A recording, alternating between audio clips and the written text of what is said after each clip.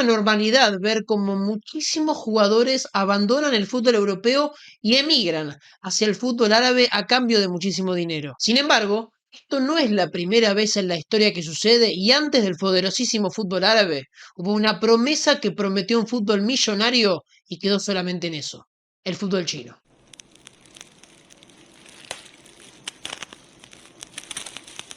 Muchos recordarán los millonarios traspasos de Tevez, de Oscar, de Paulinho, de Lavezzi, de Mascherano, pero ¿qué pasó con el fútbol chino? Un fútbol que prometía ser elite mundial y se quedó solamente en una promesa. Estamos desde el inicio para entender qué fue lo que pasó con el fútbol chino. Todos sabemos que China, a pesar de ser una potencia mundial y ser uno de los países más habitados de todo el mundo, nunca terminó de ser un seleccionado o un país que lleve el fútbol en su sangre tal como puede pasar en Europa o en Sudamérica. Nunca fue una potencia futbolística a pesar de sí ser una potencia deportiva, por ejemplo en los Juegos Olímpicos. Tal es el caso que durante los principios de los años 2010 el presidente de China, Xi Jinping, propuso hacer de la Liga China la NBA del fútbol. El proyecto era claro e iba hacia un objetivo concreto: llevar a la Superliga China a ser una de las ligas más poderosas del mundo del fútbol y de cara al año 2050 proyectar a China como una de las máximas potencias en el mundo del fútbol mundial. Sin embargo,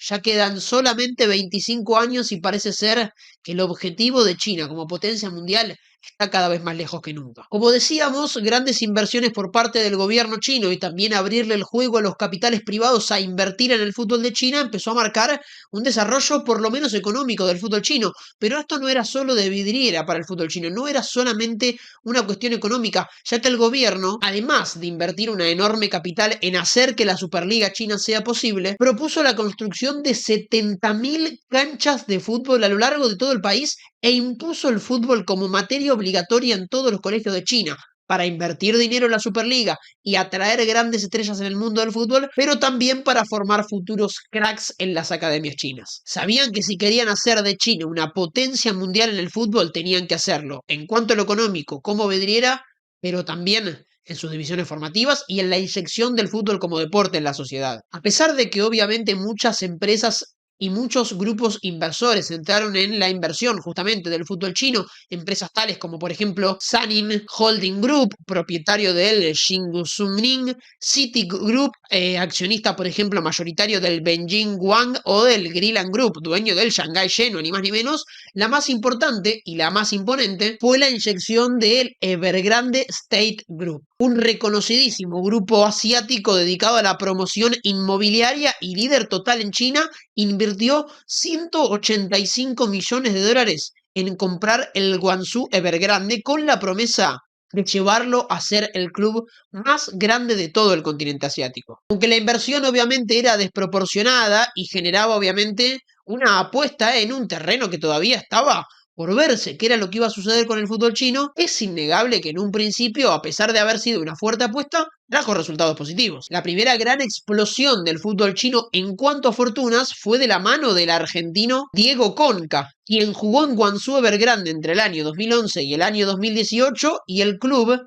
pagó su pase casi 10 millones de dólares, cifra récord en aquel entonces para el fútbol de China, y le pagó un contrato de más de 12 millones de dólares por año, contrato que lo posicionó entre los 3 mejores futbolistas pagos de todo el mundo, igualando el contrato de Messi y quedando solamente por detrás del que tenía Cristiano Ronaldo en el Real Madrid en el 2011. Detrás de él, a jugar a Guangzhou Evergrande fueron grandes figuras del fútbol mundial, como por ejemplo Paulinho, que costó 16 millones de dólares en el año 2015, y luego 48 cuando lo recompraron después de su paso por Barcelona, Talisca 22 millones de dólares, Jackson Martínez 48 millones también, siendo este otro de los que marcaron un antes y un después, al convertirse en el primer gran compra millonaria del fútbol chino, récord total en la inyección de la Superliga China, pagado al Atlético Mineiro de la Liga Española, sumado obviamente a los entrenadores Marcelo Lippi y Luis Scolari, campeones del mundo con sus selecciones. Gracias a estas compras y a que los futbolistas elegían obviamente cada vez con más frecuencia emigrar al fútbol chino en busca de contratos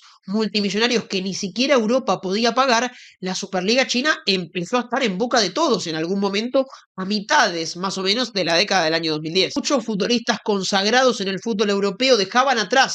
sus carreras europeas o muchos futbolistas con mucho futuro en la élite del fútbol mundial preferían emigrar a China y por eso poco a poco la Superliga empezó a crecer y empezó a estar en boca de todos y empezó a ser un fútbol exótico que pagaba multimillonadas y que llamaba mucho la atención. El mejor ejemplo claramente fue Oscar, dejando de jugar en el Chelsea para jugar en Shanghai Port por 60 millones de euros, dejando obviamente esta polémica frase. A los mencionados Oscar, Paulinho, Jackson Martínez y Talisca se le sumaron en años posteriores nombres como por ejemplo El Shaarawy, Fellaini, Carlos Tevez, Mascherano, Lavezzi, Arnautovic, Musa Dembélé, entre muchos otros con presente en Europa y con mucho futuro a desempeñar en las mejores ligas del fútbol europeo o por qué no en las noches de UEFA Champions League. A eso se le suman obviamente ofertas rechazadas como por ejemplo la que tuvo que rechazar Zlatan Ibrahimovic por casi 100 millones de dólares antes de emigrar a la MLS a Los Ángeles Galaxy y antes obviamente de volver al Milan para retirarse. Pero volvamos a meternos con la historia del Guangzhou Evergrande que creo que marca a la perfección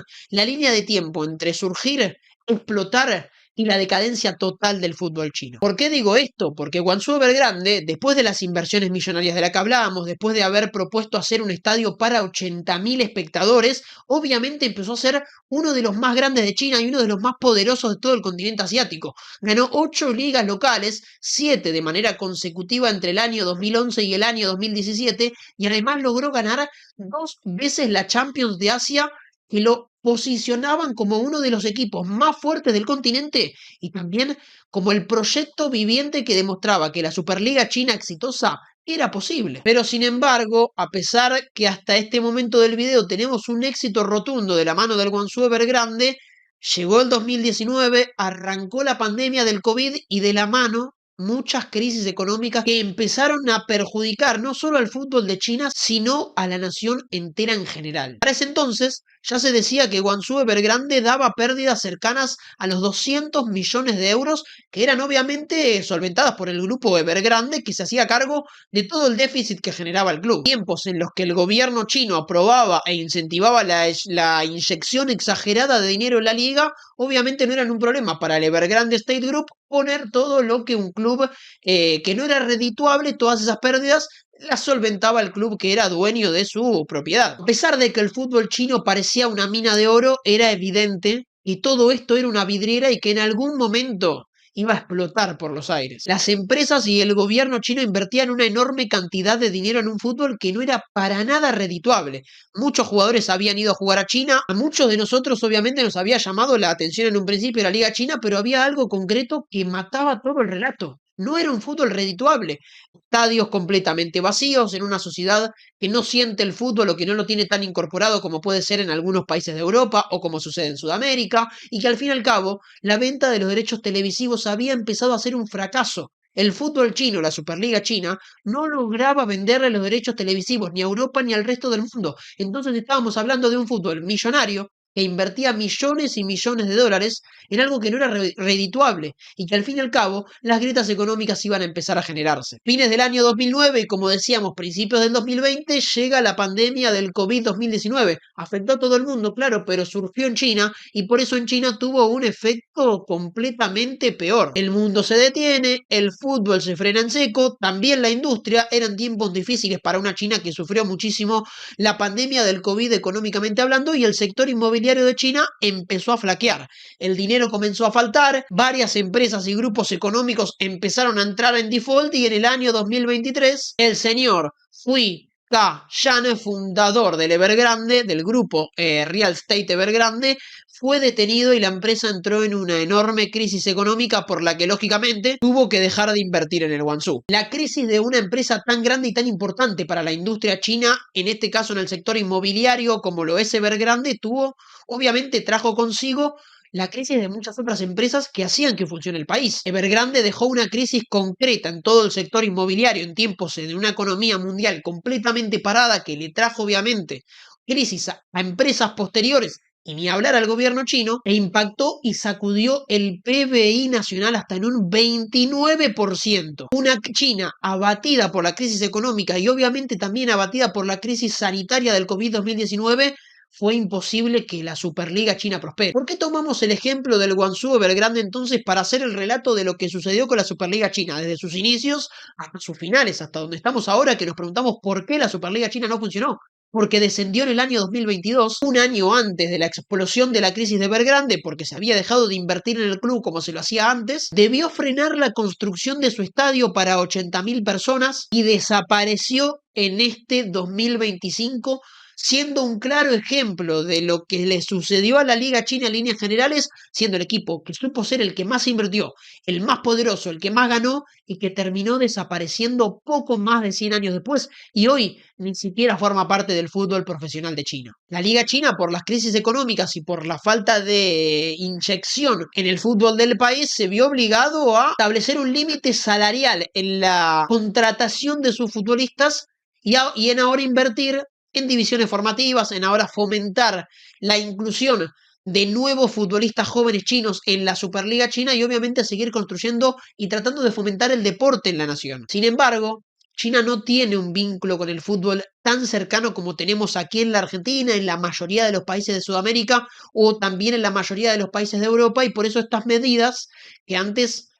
solventaban la Liga China porque traían muchas figuras desde afuera a jugar en el país chino, no terminaron de surtir efectos y poco a poco la euforia por el deporte empezó a perderse en la nación china. En los últimos años acompañaron al Guangzhou Evergrande a la segunda división equipos importantísimos y de los que ya habíamos hablado, como por ejemplo el Hebei Fortune, donde jugaban Mascherano y Lavezzi, por ejemplo, el Jiangsu Suning, al que ya nombramos también, que no desapareció, pero un año después de haberse consagrado campeón, por no poder solventar su default económico,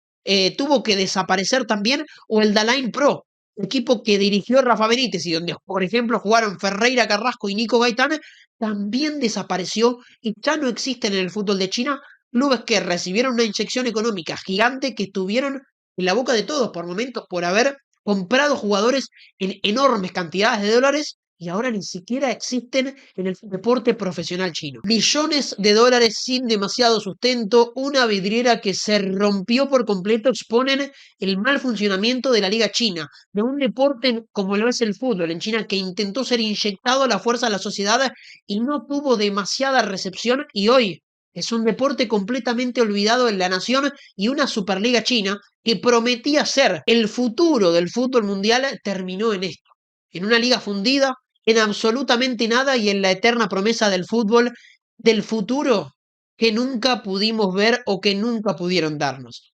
Algo quizás podemos empezar a estimar que podría pasar de manera similar con el fútbol árabe. Es algo que hoy pasa mucho, muchos millones invertidos en futbolistas que van a retirarse al fútbol árabe y que apunta a la liga a ser de las más poderosas del mundo. Veremos qué pasa con Arabia Saudita, pero con la Liga China tenemos un registro de un fracaso rotundo de un proyecto que prometía poner a China de aquí al 2050, siendo la principal potencia del mundo del fútbol, a algo que fracasó por completo. Muchas gracias por ver y por acompañarnos. Nos vemos en próximos videos.